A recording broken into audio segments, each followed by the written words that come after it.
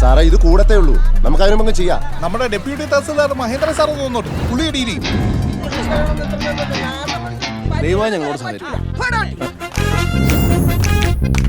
ഒരിക്കലൊരു മുയലും ആമയും കൂടി ഓട്ട മത്സരം നടത്തിയ കഥയല്ലേ വേണം അതറിയാം. ഇത് ആ കഥയല്ല, ഇരിക്കും.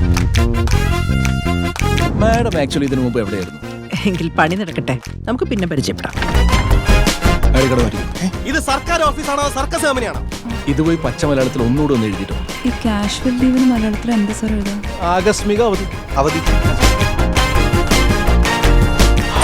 മഹിയേട്ടനെ പോലൊരു പെരും കള്ളൻ ഈ ലോകത്ത് വേറെ കാണില്ല.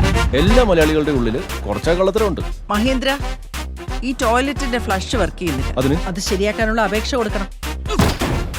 ഇതൊന്നും അത്ര നല്ലതല്ല കേട്ടോ. സർക്കാർ ഉദ്യോഗസ്ഥർ ജനങ്ങള് നിങ്ങളുടെ ഇൻസ്പെക്ഷൻ കഴിഞ്ഞ സ്ഥിതിക്ക് ഞങ്ങളുടെ കോരയുടെ ഫയലൊന്ന് പെട്ടെന്ന് മൂവ് ചെയ്ത് വകുപ്പില്ലാത്ത സർട്ടിഫിക്കറ്റ് കൊടുക്കാൻ എനിക്കെന്നല്ല. എന്റെ റിപ്പോർട്ട് ഞാൻ ഉടൻ തന്നെ RDOക്ക് അയക്കാം.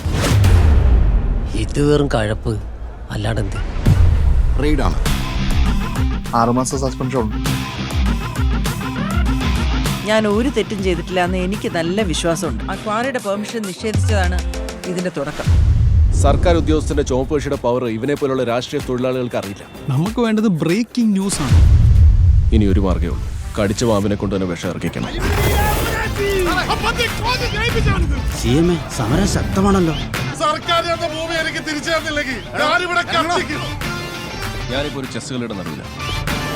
അപ്പുറത്തിരിക്കുന്ന മന്ത്രിയെ ഞാൻ ഉടനെ നോക്കും. പക്ഷേ മന്ത്രിയെ വെട്ടിയാൽ രാജാവ് നോക്കിയിരിക്കില്ല. അപ്പൊ രാജാവിനെ വീഴ്ത്താനുള്ള കളി ആദ്യം സെറ്റ് ചെയ്യണം. വടിവെട്ടാൻ പോയിട്ടല്ലേ ഉള്ളൂ വാലു, അടി തുടങ്ങിയിട്ടില്ലല്ലോ.